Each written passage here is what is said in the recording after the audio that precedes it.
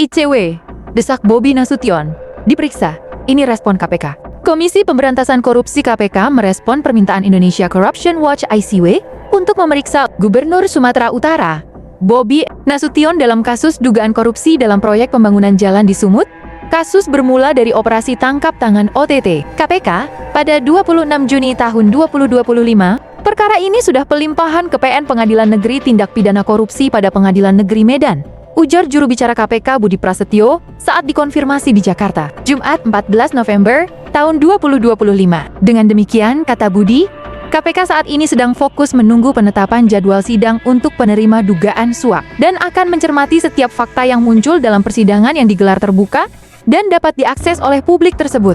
Dia memastikan Jaksa Penuntut Umum JPU KPK akan menghadirkan seluruh alat bukti yang terdiri atas saksi-saksi, surat, petunjuk, keterangan terdakwa, hingga barang bukti yang berkaitan langsung dengan perkara tersebut. Namun, Budi tidak memberitahukan lebih lanjut mengenai Bobi Nasution akan dihadirkan sebagai saksi dalam persidangan tersebut atau tidak. Terlebih, KPK belum pernah memanggil yang bersangkutan dalam penyidikan karena sudah dilimpahkan ke pengadilan. ICW sudah meminta KPK untuk memeriksa Bobi Nasution dalam penyidikan kasus dugaan korupsi dalam proyek pembangunan jalan di Sumut. Peneliti ICW Zararah Ashim Shah menjelaskan, permintaan itu berdasarkan permintaan Majelis Hakim PN Tipikor pada Medan yang meminta KPK menghadirkan Bobi Nasution dalam persidangan pemberi dugaan suap terkait kasus tersebut. Nah, ini sudah ada dasar hukumnya. Sudah ada perintahnya. Bahkan yang kami tahu dari laporan Tempo, penyidik KPK bahkan sudah mengusulkan kepada Ketua Satgas yang menangani kasus ini untuk memeriksa Bobi. Tetapi ketiga Ketua Satgas tersebut tidak ada yang berani untuk memeriksa Bobi,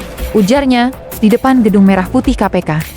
Jakarta, diketahui, pada 26 Juni tahun 2025, KPK melakukan operasi tangkap tangan terkait kasus dugaan korupsi pada proyek pembangunan jalan di Dinas Pekerjaan Umum dan Penataan Ruang Provinsi Sumut dan Satuan Kerja Pelaksanaan Jalan Nasional Wilayah AI Sumut. Selanjutnya, pada 28 Juni tahun 2025, KPK menetapkan 5 orang sebagai tersangka dalam kasus yang terbagi menjadi 2 klaster tersebut, yakni Kepala Dinas PUPR Sumut Topan Obaja Putra Ginting, Kepala Unit Pelaksana Teknis Daerah Gunung Tua Dinas PUPR Sumut, merangkap pejabat pembuat komitmen Rasuli, Effendi Siregar, PPK di Satker PJN, Wilayah 1 Sumut Helianto, Dirut PT Dalihan Natolu Group Muhammad Ahirun Piliang, dan Direktur PT Ronana Mora Muhammad Raihan Dulasmi Piliang. Total nilai 6 proyek di 2 klaster tersebut sekitar 231,8 miliar rupiah.